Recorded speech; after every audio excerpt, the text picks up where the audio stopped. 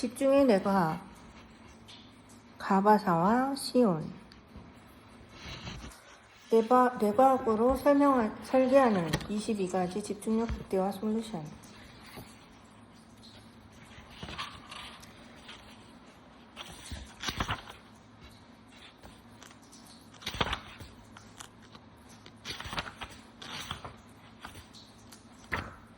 집중력이 바뀌면 인생의 모든 것이 바뀐다.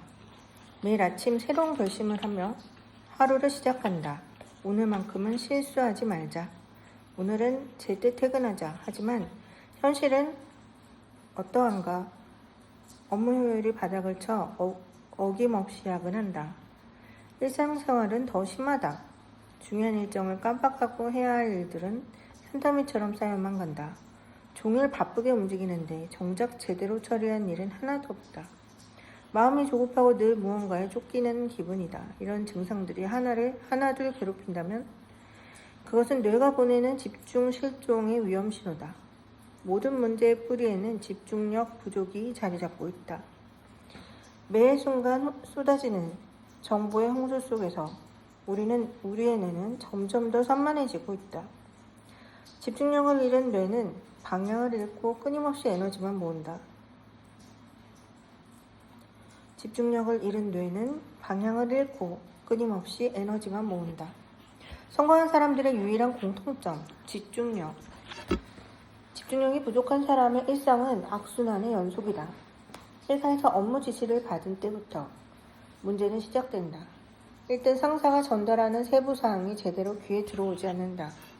마치 구멍난 소쿠리로 물을 퍼내려는 것처럼 새로운 정보는 머릿속에 들어오자마자 흔적도 없이 사라진다. 기억하지 못한 정보는 당연히 실수로 이어진다. 처음에는 깜빡했다는 변명이 통하지만 시간이 지날수록 기억력이 나쁜 사람, 일 못하는 사람, 심지어는 업무 태도가 불량한 사람이라는 낙인이 찍힌다. 문제는 여기서 그치지 않는다. 한 가지 일을 처리하더라도 쉽게 다른 생각이 빠진다. 정신을 차리면 이미 시간은 한참 지나 있다. 이것을 만회하고자 여러 일을 동시에 처리하려 하지만 그럴수록 부족한 집중력이 더욱 분산되어 생산성은 바닥을 친다. 결국 야구는 일상이 되고 늘 시간에 쫓기는 삶을 살게 된다. 피로와 스트레스에 쌓여만 가고 조급함과 짜증으로 동료와의 관계마저 악화된다. 제대로 된 휴식도 취하지 못하고 다음 날을 맞이하니 악순환은 반복된다. 이런 상태가 지속되면 결국 깊은 수렁에 빠지고 만다. 하지만 집중력이 높은 사람의 하루는 완전히 다르다. 업무를 시작하는 순간 깊이 몰입해 효율적으로 일을 처리한다. 주변 동료보다 더 빨리 완성도 있게 일을 해낸다. 자연스럽게 일을 잘하는 사람이라는 평가를 받고 승진도 한 발 빠르다. 야근할 필요가 없으니 제때 퇴근해 여유로운 저녁 시간을 보낸다. 심지어 부업을 해서 추가 수입을 올리기도 한다. 운동으로 건강도 챙기고 깊은 숙면으로 피로를 말끔히 해소한다. 상쾌한 아침을 맞이해 다시 최상의 컨디션으로 일을 집중한다. 여가 활동을 즐길 때도 쉽게 몰입하기에 삶의 매 순간을 풍부하게 만끽할 수 있다. 스트레스를 받지 않으니 정신적으로 여유가 있고 인간관계도 원만하다. 결국 집중력은 일의 성과와 효율성을 높일 뿐 아니라 건강한 생활 리듬에 풍요로운 인간관계까지 선물한다. 삶의 질을 결정짓는 핵심 열쇠인 셈이다. 집중력을 개선하면 스트레스가 사라지고 인생이 즐거워진다. 행복은 건강한 신체의 원만한 대인관계, 성공과 부가 결정한다. 집중력이 높은 사람은 이것을 모두 손에 쥘 수 있지만 집중력이 부족하면 어느 것도 온전히 누리지 못한다. 즉 불행의 근본 원인이 대부분 집중력 부족에 있다. 간단한 훈련으로 집중력을 개선할 수 있다. 그렇다면 집중력을 어떻게 높일 수 있을까? 뇌과학은 우리에게 희망적인 답을 제시한다. 뇌과학 연구에 따르면 집중력은 전두엽이라는 특정 뇌 영역에 관장한다. 전두엽은 대뇌의 앞쪽 부위로 정보 처리와 추론, 행동 제어 등 고차원적 사고를 담당한다. 집중력이 부족한 사람은 대개 다른 인지 능력도 함께 떨어진다. 판단력이 흐려 의사결정이 더디고 기억력과 창의력도 저하된다. 집중력은 떨어지지만 창의력은 뛰어나다 라는 말은 성립하기가 어렵다. 이 모든 능력의 중심에 전두엽이 있기 때문에 학생이나 시민을 대상으로 하는 강연에서 집중력은 중요성을 강조할 때마다 집중력은 선천적인 능력인가요? 후천적인 능력인가요? 라는 질문을 받는다. 타고난 집중력이 부족하고 주의가 산만하다고 느끼는 사람일수록 자신이 나아질 수 있는지 알고 싶어 하는 것 같다. 실제로 주변에서 자신이 ADHD, 주의력 결핍, 과잉 행동장애를 앓고 있어 산만한 편이라거나 경계성 지능장애, IQ 70에서 85점 정도로 생활과 학습 등의 어려움을 겪는 증상을 알아서 주의력의 집중력이 부족하다고 걱정하는 사람을 심심치 않게 볼 수 있다. 보건의료연구원의 조사에 따르면 통상적으로 전체 수와 5에서 10%가 발달장애를 앓고 있다고 한다. 5에서 10%나. 경계에 있는 사람까지 포함하면 10%를 넘는다. 특히 주목할 만한 것은 ADHD이다.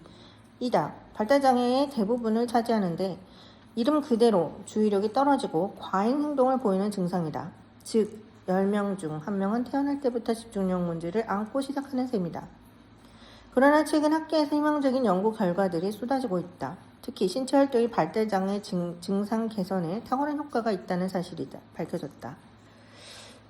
미국 뉴욕 호프스라 대학교의 매슈 모란드 박사가 진행한 연구가 대표적이다.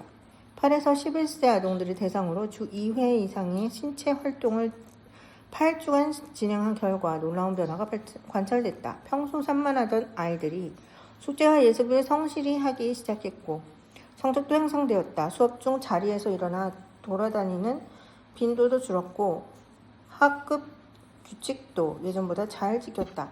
ADHD로 인한 집중력 장애 증상이 단 8주 만에 눈에 띄게 개선된 것이다.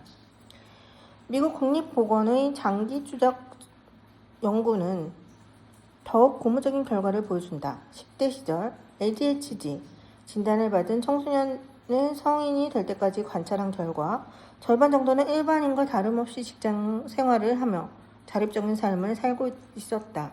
이는 어린 시절 발달장애를 겪었어도 주의력과 집중력의 부족, 과잉행동 같은 증상이 얼마든지 개선될 수 있다는 증거다.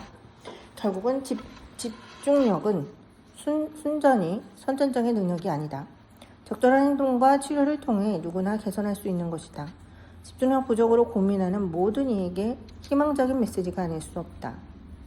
번아웃이던 내가 수입 3배 성장에 폭발적인 성과를 거둔 비결. 나 역시 살면서 집중력이 부족한 시기를 거쳤다. 대학교를 갓 졸업하고 종합병원에서 정신과 전문의로 근무하던 20대 후반 시절 매일 넘쳐나는 일로 눈코 뜰 새 없이 바쁜 와중에 또 밤 10시 퇴근하고 나면 하루가 멀다 하고 술을 마시러 갔다. 늦게까지 놀다가 6시간도 못 자고 출근하는 날이 많았고 아이고 이렇게 길어. 잠이 부족하니 정신적인 여유가 없어 함께 일하던 간호사들과 매일 부딪히며 크고 작은 갈등을 겪었다. 지금 생각해보면 명백히 뇌피로에 따른 증상이었다. 작가가 이거 뇌치료가 필요할 것 같은데. 그러다 2004년부터 3년간 미국 시카고 일리노이 대학교로 유학을 떠나 새로운 세상을 만났다. 남들 신화는 개의치 않고 원하는 대로 살아가는 미국인들의 모습에 적잖은 자극을 받았고 내가 하고 싶은 대로 살아보기로 결심했다.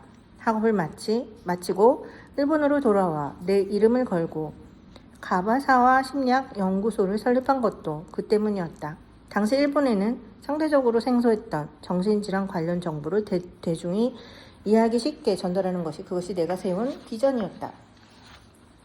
처음 연구소를 차렸을 때 1인 기업이었기에 내 업무 능력은 그대로 실적이 되었고 실적이 수업으로 이어졌다. 2배 일하면 난 2배의 수입을 얻었다. 집중력이 높여 효율적으로 일하면 수입은 저절로 따라온다는 사실을 그때 깨달았다. 집중력을 높이 효율적으로 일하면 수입은 저절로 따라올까? 아래층에 주변에 나타나는 사람들 보면 안 그런 것 같은데 나는 집중력 개선을 위한 규칙을 세웠다. 하루 8시간 이상 수면 시간 확보, 주 2, 3회 이상 피트니스 센터 운동이 시작되었다. 그 결과 나의 집중력은 폭발적으로 향상했다. 이 책이 담긴 다양한 생활 습관은 내가 15년간 직접 실천하며 검증한 것들이다. 나는 지금도 구독자 58만 유튜브 채널을 운영하며 꾸준히 콘텐츠 업로드를 뇌과학 관련 뉴스레터를 정기적으로 발행하고 있다. 동시에 매년 3권 이상의 책을 집필한다. 그렇게 산 지 벌써 10년이 넘었다. 진짜? 작년에는 5권의 책을 집필한 최고 기록을 세우기도 했다. 이제 나이를 먹어 환갑을 앞두고 있지만 연구소 설립 초기 2004년보다 업무 능력이 3배쯤 좋아졌고 수입도 3배로 늘었다. 이 관련이 있으면 나한테 혜택을 줘야 돼. 건강 상태도 훨씬 좋아. 예전보다 오랜 시간 책상 앞에 앉아 일해도 힘들지 않다. 가족과 동료 등 주변 사람들과 원만하게 잘 지내며 돈도 만족스러울 만큼 번다. 건강, 인간관계, 성공이라는 3마리 토끼를 모두 잡아 그야말로 하루하루 즐겁고 행복하게 살고 있다. 이 책은 매일 일에 치이고 지쳐 술에 찼던 병약한 의사였던 내가 최고의 컨디션에 도달하기까지 실천한 방법들을 정리한 지침서다. 정신없이 일상을 보내는 당신, 과도한 스트레스를 모든 것을 내려놓고 싶은 당신, 능력을 개발해 성장하고 싶은 당신에게 이 책은 새로운 길을 열어줄 것이다. 집중력은 결코 타고나는 것이 아니다. 뇌과학적 접근과 올바른 습관만 있다면 누구나 성장할 수 있다. 이제 당신의 잃어버린 집중력을 되찾을 시간이다. 가바사와 시온이 썼다고 하네. 이 사람은 정신과 전문의로 250만 부 이상의 책 판매고를 올린 뇌과학 전문가라고 하네요. 유튜브 채널이 정신과 의사 가바사와 시온이라는 유튜브 채널이 있다고 해요.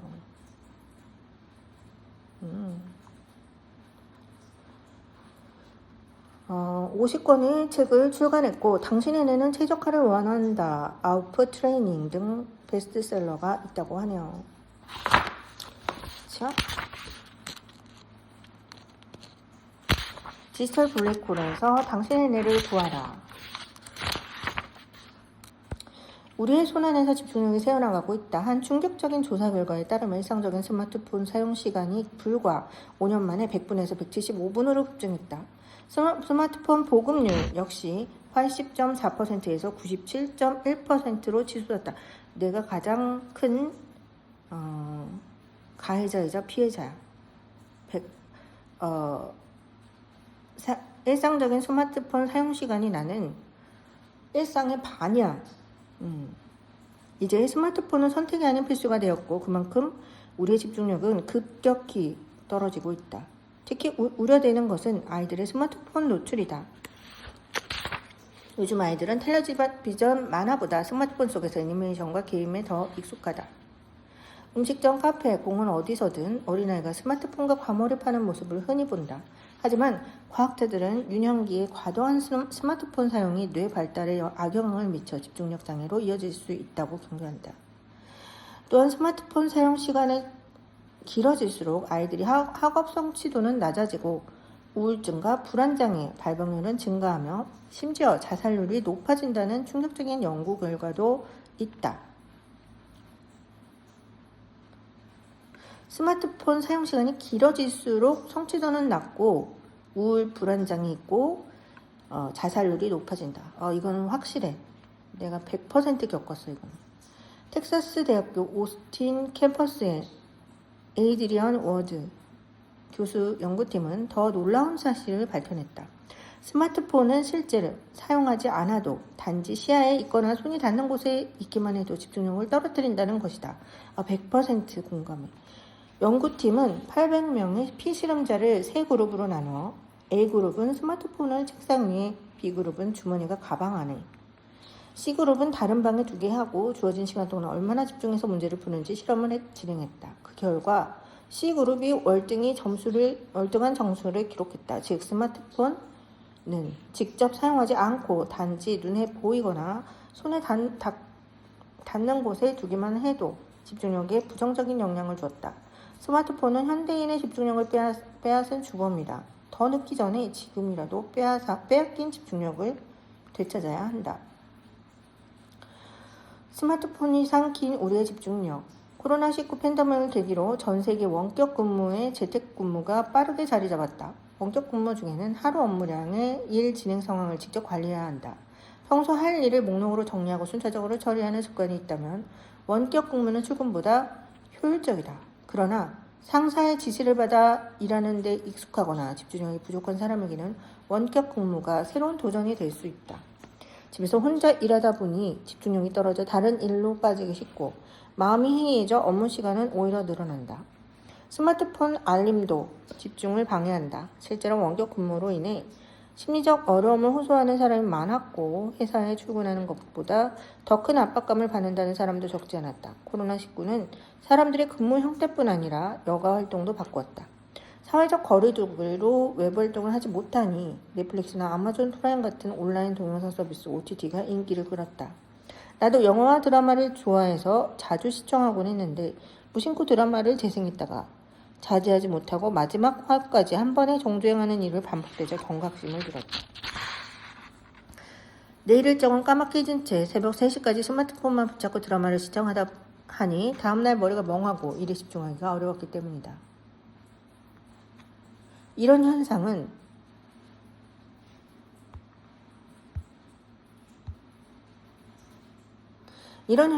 집에서만 일어나지 않는다.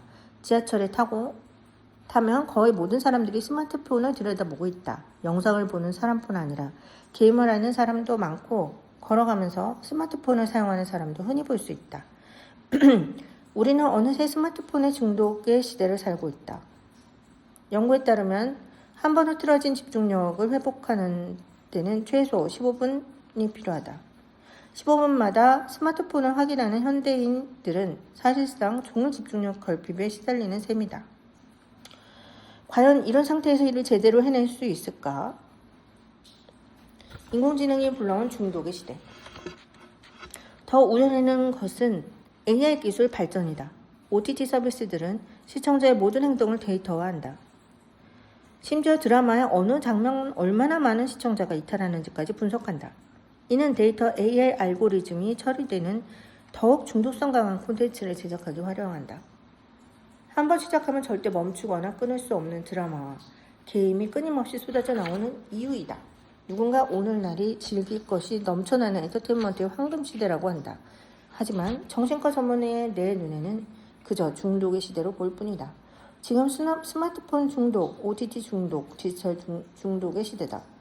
광고 링크를 잘못 눌러 온라인 카지노에 접속했다가 도박 중독에 빠지는 사람, 인터넷 쇼핑을 하다가 쇼핑 중독에 빠지는 사람도 보았다. 스마트폰은 순간적이고 말초적인 자극으로 사람들을 중독으로 이끈다. 자극적일수록 끊기 어려운 법이다. 이런 현상의 핵심에는 도파민이 있다. 재밌거나 즐거운 경험을 할 때 분비되는 이 호르몬은 강한 중독성을 지닌다. 도파민이 지속적으로 분리되면 뇌는 더 의존하게 되고 더 강한 자극을 갈구한다. 스마트폰이 제공하는 끝없는 즐거움은 바로 이 도파민을 통해 우리의 뇌를 사로잡는다. 그렇게 스마트폰 중독에 빠지는 것이다. 정신과 진료실에서 마주하자 환자들의 이야기는 놀랍도록 비슷하다. 대부분 밤늦게까지 스마트폰에 매달려 있었다고 고백한다. 새벽까지 이어지는 동영상 시청과 게임으로 수면 리듬까지 깨지고 심각한 경우 완전히 밤낮이 뒤바뀐 생활을 하게 된다. 당연하게도 아침에 정상적인 컨디션으로 일어나 출근하기 어렵다. 이때부터 차츰 심리적으로 무너진다. 원격 근무 중 정신적인 스트레스를 호소하는 사람도 대부분의 이런 과정을 거친다. 수면 시간이 부족하거나 밤낮이 바뀌면 집중력이 떨어지기 때문에 생산성도 떨어질 수밖에 없다. 업무를 제대로 처리하지 못해서 부담을 느끼고 부담은 스트레스로 이어진다. 마치 균열이 생긴 댐처럼 어느 순간 한계점을 넘으면서 정신 건강이 무너져 내린다. 결국 자기 통제력을 상실하게 되는 것이다. 집중력이란 단순히 책상 앞에 오래 앉아 일하는 능력만으로 뜻하지 않는다. 디지털 세상의 무수한 유혹으로부터 자신을 지켜내는 방패이기도 하다. 이 방패가 사라진 사람은 결국 인생의 내리막길을 걸을 수밖에 없다. 우리는 지금 디지털 혁명의 한가운데에 있다. 챗GPT 같은 인공지능 기술이 널리 보급되어 유용하게 쓰인다 하지만 아무리 기술이 발전해도 모든 것을 기계가 대체할 수는 없다. 온갖 새로운 기술이 등장했지만 기술은 제대로 활용하기 위해 역설적으로 집중력이 더 필요해진다. 인류 역사상 지금만큼 집중력이 중요했던 시대는 없었다. 집중력이 떨어지는 순간을 알려주는 경고 신호등. 피로가 쌓이면 집중할 수 없다. 집중력이 그렇게 중요한데 우리는 왜 집중하지 못할까? 사람의 집중력은 아침에 가장 높고 오후와 저녁에 넘어가면서 점점 떨어진다. 이는 인류가 긴 시간 유지해온 생체 리듬이자 자연 섭리이기도 하다. 수면 중 충분한 휴식을 취한 뇌는 아침에 최고 집중력을 발휘하지만 시간이 흐르면서 자연스럽게 그 능력이 감소한다. 또한 바쁘게 일하며 머리를 계속 쓰면 집중력이 떨어진다. 이렇게 생활 속에서 자연스럽게 집중력이 떨어지는 현상을 다른 말로 피로라고 한다. 피로가 쌓인다는 말은 곧 집중력이 떨어진다는 말과 같다. 다행히도 이런 일상적인 피로는 적절한 휴식만으로 회복된다. 집중력에는 특유의 리듬과 파형이 있다. 오전에는 집중이 잘 되고 오후에는 집중이 덜 된다. 집중하기 위해서는 이 흐름을 거스르지 않고 자연스럽게 올라탄다는 느낌으로 일해야 한다. 중요한 일은 오전에 하고 매일 확인과 같이 집중력이 없이도 할 수 있는 일은 오히려 하라는 것이다. 오후에 하라는 것이다. 그러니까 중요한 일은 오전에 하고 매일 확인 같은 집중력이 없이도 할 수 있는 일은 오후에 하라는 것이다. 집중의 파형에 몸을 맡기면 업무 효율을 극대화할 수 있다. 번아웃 직전 전두엽이 보이는 SOS.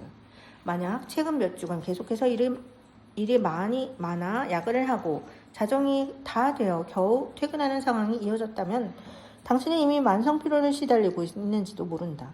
만성피로는 당장 질병으로 번지지는 않지만 뇌를 회복하기 위해 어려운 상태로 만든다. 이를 뇌피로라고 한다. 뇌를 회복하기 어려운 상태, 뇌피로라고 한다. 뇌피로는 주로 스트레스를 받을 때 쌓인다. 스트레스 호르몬인 코르티솔이 과다 분비되어 집중력과 인지 능력을 저하를 불러오는 것이다. 코르티솔에 대해서는 5장에 자세히 살펴보겠다. 전두엽과 뇌관을 비롯해 뇌의 여러 부위가 주의력과 집중력 영향을 미치지만 그중 가장 중요한 부분은 전두엽, 즉 전두엽 앞 피질 영향이다. 이 부분 혈류량이 줄면 집중력이 떨어진다. 실제로 우울증 환자의 뇌를 검사해보면 전두엽 혈류량이 급격히 감소와 당대사 능력 저하가 확인된다. 다시 말해 뇌피로 상태에서 우울증으로 번지는 과정이 전두엽의 기능이 떨어지면 주의력 집중력을 전혀 발휘할 수 없는 상태가 된다. 집중력을 관장하는 핵심 호르몬 노르아드레날린이다. 노르아드레날린이 분비되면 심장 활동이 빨라지고 뇌 혈류량이 증가하면서 신속하게 반응할 수 있는 각성 상태가 된다.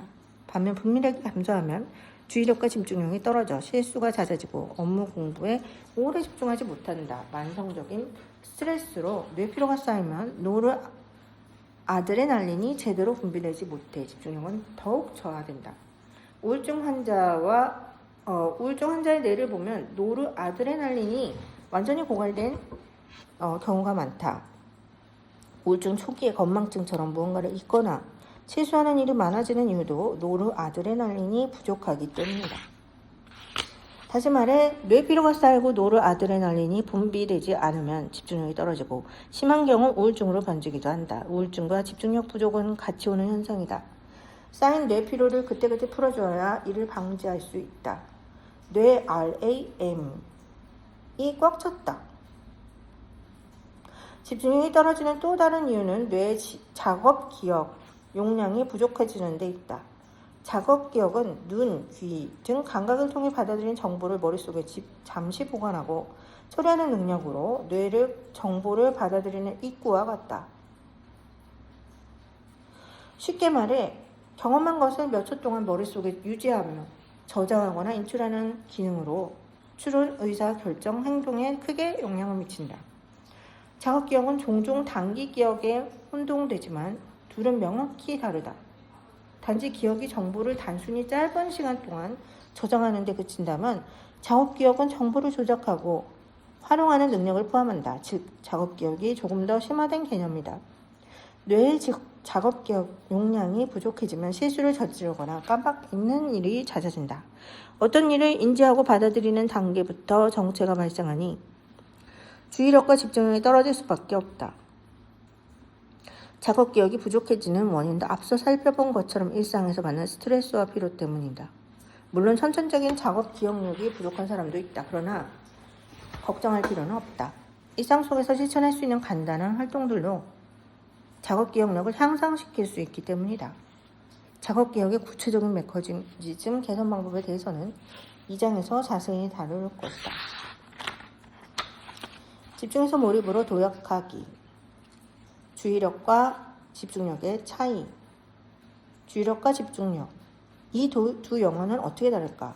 주의력은 짧은 순간, 1초라도 찰나의 의식을 모으는 능력이라면, 집중력은 이런 순간의 주의력을 모여 지속되는 힘이라고 할 수 있다. 마치 1초가 60번 모여 1분이 되듯 순간의 주의력이 연속되어 만들어지는 것이 바로 집중력이다. 구체적인 정의는 이런 차이가 있지만 보통 주의력과 집중력은 비슷한 개념으로 여기고 함께 다룬다. 두 능력 모두 건강한 뇌가 스트레스와 피로에 노출되면서 저하되는 점은 동일하다.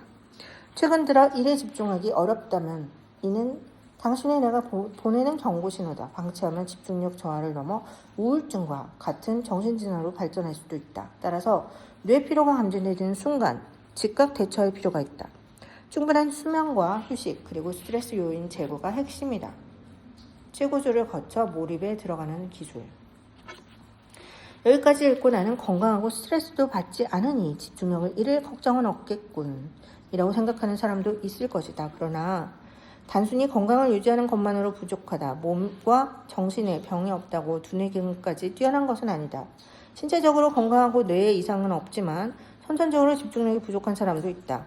우리의 진정한 목표는 건강함을 넘어선 그 다음 단계다. 다음 페이지에 사람의 건강 상태를 표현한 그림이 있다. 중앙을 보면 건강이라는 단계가 보인다. 당신이 스트레스를 받지 않고 건강하게 살고 있다면 당신의 집중력은 이 단계에 있을 확률이 높다. 그런데 건강보다 더 높은 단계가 있다. 건강의 다음 단계를 최고조라 부르기도 한다. 웰빙이라는 개념으로 이해하면 쉽다. 웰빙은 육체와 정신이 건강할 뿐 아니라 사회적으로 경제적으로 만족스러운 상태를 의미한다. 쉽게 말해 병에 걸리지 않는 것은 기본이고 일과 인간관계도 아무 문제가 없는 더할 나위 없이 안정적이고 행복한 상태를 뜻한다. 한마디로 최상의 컨디션에 아무런 걱정도 없는 상태다. 최고조 상태에는 집중력이 높아 뛰어난 능력을 발휘할 수 있다. 회사에서 좋은 평가를 받아 충분히 경제적으로 보상이 뒤따른다. 정서적으로 안정적이고 마음의 여유가 생긴 다른 사람을 돌아보고 너그럽게 대할 수 있다. 우리는 단순히 건강 단계에 머무르지 말고 건강과 대인관계, 부와 성공까지 모두 갖춘 완벽한 상태, 최고조에 이르도록 노력해야 한다. 그렇다면 최고조 단계에 도달하면 만족해도 될까? 그림에서 확인할 수 있듯이 최고조보다 더 높은 단계가 있다. 이 단계는 몰입, 다른 말로 존에 들어간 상태다. 스포츠 선수들이 말하는 존은 집중력이 극에 달해 평소 이상 능력을 발휘할 수 있는 상태를 의미한다. 긍정 심리학의 대가 미하이칙 센트 미하이가 연구한 몰입 개념에서 파생된 이 상태는 모든 잡념이 사라지고 무아지경이 되는 최고 기량을 뽐낼 수 있다. 열심히 일하다가 정신을 차리니 어느새 몇 시간 지나 있고 그런데도 전혀 피곤하지 않았던 경험이 있는가? 몰입 단계에 진입한 것이다. 이때는 힘든 것을 참으며 억지로 노력하지도 않았는데 일이 수월하게 끝나 있고 심지어 평소보다 완성도도 높다. 몸과 마음의 상태가 최고조에 이르면 자연스럽게 다음 단계 몰입으로 넘어가기도 한다. 나도 지금 몰입의 단계에 도달해 이 글을 쓰고 있다. 무엇을 쓸지 고민하며 쥐어짜는 것이 아니라 쓰는 말이 술술 나오는 상태다. 몰입은 한 사람의 최고 능력을 발휘할 수 있도록 고조된 상태다. 필요할 때마다 의식적으로 몰입하는 사람은 자신의 잠재력을 온전히 활용하고 있는 것이다. 우리는 집중력을 향상을 위해 궁극의 경지, 최고조를 넘어 그 위에 존재하는 몰입의 영역에 도달해야 한다. 뇌과학이 말한 몰입의 메커니즘. 사람의 뇌는 입력, 사고, 정리, 출력 과정을 거쳐 정보를 처리한다. 예를 들어 소설책을 읽고 감상문을 쓴다고 해보자. 책을 펼치고 내용을 파악하여 읽는 과정이 바로 입력이다. 주인공의 심정이 어떨지, 다음에는 어떤 일이 벌어질지 나름대로 예상하며 상상의 나래를 펼치는 단계가 바로 사고다. 그러다 등장인물이 점점 늘어나고 이야기가 전개가 복잡해지면 잘 이야기의 머리를 그림을 그리고 요약하는데 이 과정이 정리다. 책을 다 읽고 머릿속에 정리한 내용으로 감상문을 쓰는 것이 출력이다. 회사 업무도 마찬가지다. 상사에게 업무를 지시를 받아서 그 업무를 처리하기 위해 어떤 과정이 필요할지 고민한 뒤 생각한 과정에 따라 업무를 처리하고 진행 내용을 바탕으로 결과물을 작성해 제출한다. 입력부터 출력까지 과정을 효율적으로 진행하면 업무 성과는 저절로 높아진다. 이때 다른 일이나 잡념의 주의를 빼앗기지 않고 주어진 일에 빠르게 처리하는 능력이 바로 집중력이다. 입력, 사고, 정리, 출력 과정을 자연스럽게 거치면 어느 순간 몰입에 도달한다. 몰입의 의미하는 영어 단어 flow의 사전적 정의는 흐름이다. 입력에서 출력까지 물 흐르듯 자연스럽게 이어질 때 우리는 시간 가는 줄 모르고 주어진 일에 깊이 빠진다. 몰입이란 바로 흐름의 지속이자 완성이다. 몰입형 인재 9가지 습관. 몰입의 순간 우리는 능력과 잠재력이 유감없이 발휘할 수 있다. 그렇다면 어떻게 건강과 최고조의 단계에 거쳐 궁극의 몰입 상태에 도달할 수 있을까? 몰입은 단순히 의지와 문제가 아니다. 몰입이 잘 되는 조건은 따로 있고 원할 때마다 몰입하기 위해서는 끊임없는 연습이 필요하다. 첫걸음은 주변 환경과 사고방식을 몰입에 최적화하는 것이다. 몰입하기 위한 준비 단계와 실행 단계로 나누어 구체적인 방법을 살펴보자. 최상 컨디션을 만드는 6가지 최적화 세팅. 일을 시작하기 전에는 일단 몰입하기 좋은 환경을 만들어야 한다. 컨디션 관리, 일정 관리, 주변 정리, 정돈 등이 선행되면 한결 집중해서 일할 수 있다. 몰입을 위한 구체적인 환경을 하나씩 살펴보자. 1. 일하기 좋은 컨디션을 만들기. 몸과 마음은 늘 건강한 상태를 넘어 최고조에 이르도록 해야 한다. 하루 수면시간 6시간 이하인 사람은 뇌의 피로를 회복하지 못할 가능성이 높다. 뇌가 회복하지 못하면 오전부터 집중력이 떨어지고 어느 것에도 몰입할 수 없게 된다. 따라서 잠이 충분히 자고 아침에 일어나면 적당히 운동이나 산책으로 몸과 정신의 건강을 유지해야 한다. 평소 규칙적인 생활 습관을 들여놓는 것이 바람직하다. 2. 일정 비우기. 일정은 될 수 있으면 비워둬야 한다. 몰입해서 일하면 시간 가는 줄 모르고 지속하게 되기 때문이다. 2시간 후에 온라인 미팅이 잡혀있다는 사실만으로도 몰입은 방해받는다. 경험상 일정이 없는 날에 일이 몰입할 확률이 높았다. 중요한 일이 있다면 하루를 온전히 그 일에만 투자하라. 몰입에는 충분한 시간이 필요하다. 3. 주변 정돈하기. 세상에 있는 필요한 물건만 두는 것을 추천한다. 다른 물건이 있으면 눈에 띄기 마련이고 결국 잡념으로 이어지기 때문이다. 정리정돈은 집중력을 줄이는 필수 단계다. 방 전체를 정리하기 어렵다면 최소한 책상이라도 깨끗하게 유지해야 한다. 나는 카페, 공유, 오피스 등 외부 공연에 자주 나가서 일하는데 그때마다 꼭 필요한 물건만 가지고 가서 당장 쓸 물건만 책상에 올려둔다. 그러면 가장 집중하기 좋은 환경이 완성된다. 스마트폰 치우기. 스마트폰은 당신의 몰입을 깨뜨리는 가장 주의해야 할 방해물이기에 일을 시작하기에 앞서 원천 차단해야 한다. 그렇기 위해 전원을 끄고 가방 안에 넣기를 권한다. 사물함이나 보관함 등 책상과 멀리 떨어져 손이 닿지 않는 곳에 두는 것이 좋은 방법이다.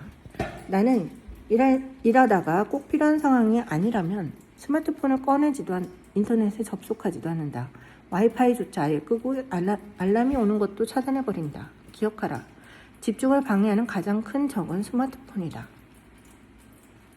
조용한 환경 만들기. 집중하기 위해서는 조용한 환경을 조성해야 한다. 나는 카페나 공유 오피스에 갈 때 언제나 귀마개를 챙긴다. 가끔 노래를 들으며 일하고 싶으면 주변 소음을 차단하는 노이즈 캔슬링 이어폰을 사용하기도 한다. 집중하고 있는데 시끄러운 소리가 들리거나 누군가의 말을 걸어 몰입이 깨지는 일을 방지하기 위해 모든 방해물을 차단하고 나만의 장소에 고립된 듯 환경을 만들면 쉽게 몰입할 수 있다. 투두리스트 작성하기. 투두리스트는 몰입의 강력한 조력자다. 할 일을 모두 정해두면 머리로 생각할 필요 없이 바로 실행할 수 있기 때문이다. 어떤 일을 하면서 다음에 무슨 일을 할지 고민하는 순간 몰입이 깨진다는 사실을 기억하자. 투두리스트 작성법과 활용법은 3장에서 상세히 설명하겠다. 여기까지만 낭독하겠습니다.